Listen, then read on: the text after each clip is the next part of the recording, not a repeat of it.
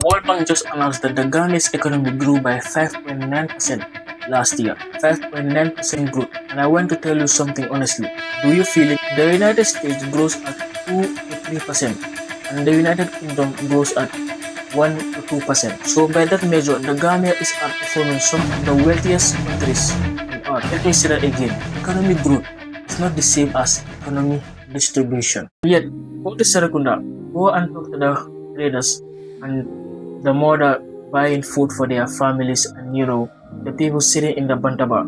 Ask them if they feel the 5.9% growth. When we say the Gambia's economy grew by 5.9%, what we are saying is that the total value of goods and services produced in this country increased by 5.9%. How subscribe.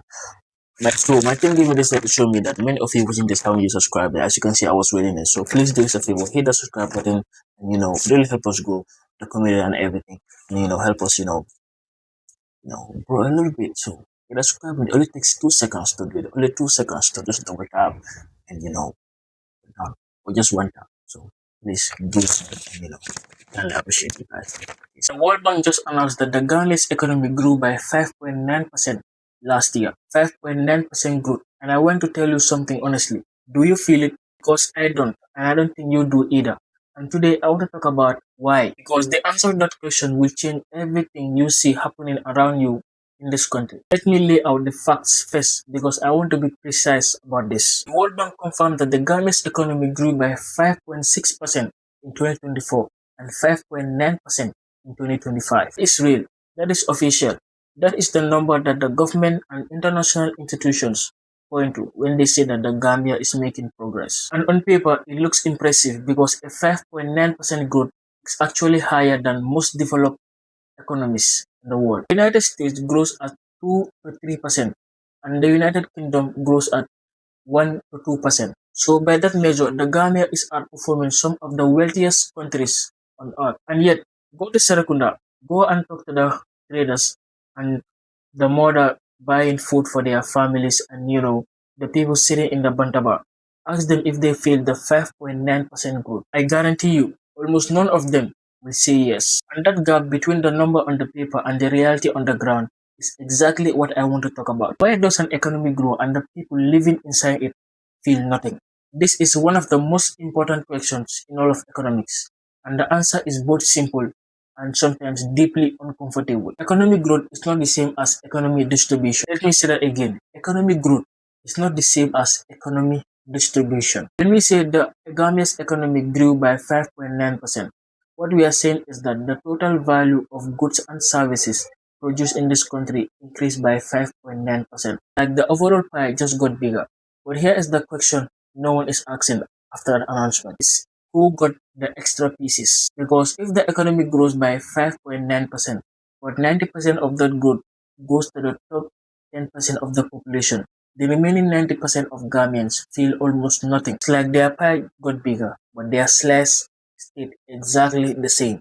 And that is precisely what is happening to the Gambia right now. The World Bank's own report tells us that 48.6% of Gambians still live below the poverty line. It's almost half of our population in a country that just recorded 5.9% growth. This is not a contradiction. This is the real definition of unequal growth. Growth that happens, but still doesn't reach the people that needs it the most. Now, I want to go deeper because understanding where the growth is coming from will help us understand why ordinary Gambians aren't feeling it. World Bank tells us that the Gambians' growth was driven by three things. Number one, tourism. Number two, remittances. And number three, services. Now, let's talk about each one. Tourism. The number of people that visited the Gambia went up from 224,000 to 233,000 visitors. More tourists coming to the Gambia. That sounds great, but who is actually capturing that money? Is it the hotels, which many of them are owned by foreigners? Or is it the restaurants, which also many of them are owned by foreigners? Ordinary Gambians selling at the market might sell a few more items, and the taxi driver might carry a few more tourists, but the majority of the tourism revenue flow through systems that are not owned by Gambians. Remittances, money sent home from the Gambians living abroad. This one does reach ordinary families directly, and it is genuinely helping households with incomes. But here is the problem with building an economy on remittances. It means our most educated, most ambitious, most talented people are leaving the Gambia for opportunities they could not find here and then sending money back. We are exporting our human capital, which is our greatest asset, in exchange for monthly transfers. That is not a good strategy. That is dependency. And then services. The service sector is growing. For example, telecom services, business services, financial services. But who are these people that are working in these sectors? The educated professionals, university graduates, and people with connections and qualifications, but not the market trader in Serekunda, not the person in Berkama that never finished school, and not the woman in Farafenye trying to feed her children. So the growth is real, but it is very concentrated. It is happening at the top of the economy and barely ticking down to the bottom. And then there are things that are actively making life harder for the ordinary Gambians, even when the economy grows. For example, NAWEC. We all know this story. Power cuts exceeding 10, sometimes 10 hours daily, a 50% electricity shortfall, business unable to operate, and families sitting in the dark. And the government's own solution is to raise electricity and water tariffs as subsidies are phased out. So let me make sure that we all understand this. The economy is growing, but the electricity is less reliable than ever. And the government's own solution is to make electricity more expensive for the ones who can least afford it. Meanwhile, inflation is running at 6.4% in early 2026, which means the price for everything from transport, rent, basic necessities are all going up, and they are going up faster than most Gambians, their incomes. So yes, the economy is growing at 5.9%, but the average Gambian is paying more for electricity, paying more for food, paying more for rent, and sitting in the dark for at least sometimes 10 hours daily. This is not growth. This is the illusion of growth. Now, I want to be clear. I'm not here to criticize. I'm here to think out loud about solution because this is the future of a CEO. And at this podcast, we always move from the problem to answers. So, what needs to change?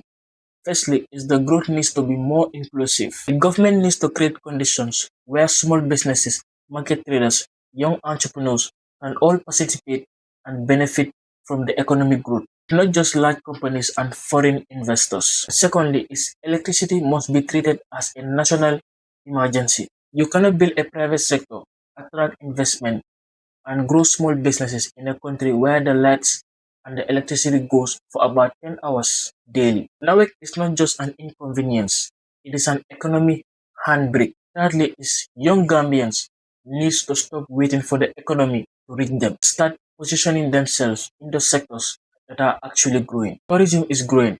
Are you building a business around tourists? Maybe a food business, a craft business, a photography business, a transportation business, or a content creation business that showcases the Gambia to the world. Remittances are growing. Are you building a financial service business or delivery service business that serve the families receiving that money every single month? Digital economy is growing. Are you building skills like coding, design, digital marketing, content creation that allow you access to income outside the Gambia without leaving it? The growth is happening. The question is, are you positioned enough to capture any of it? I want to leave you with this. The Gambia's economy grew by 5.9% last year. That is real. And I believe that our country has potential. Real, extraordinary, unutilized potential. But potential without distribution is just a statistic. Statistics don't feed families. They don't power homes. They don't create opportunities. For the young person in Serekunda who is working harder than the economics writing these reports and still struggles to make ends meet. Growth needs to reach all of us, not just the numbers on a page. Until it does, our job as young Gambians is to build our own growth, our own businesses, in our own skills, and in our own communities. So we cannot wait for the economy to come to us.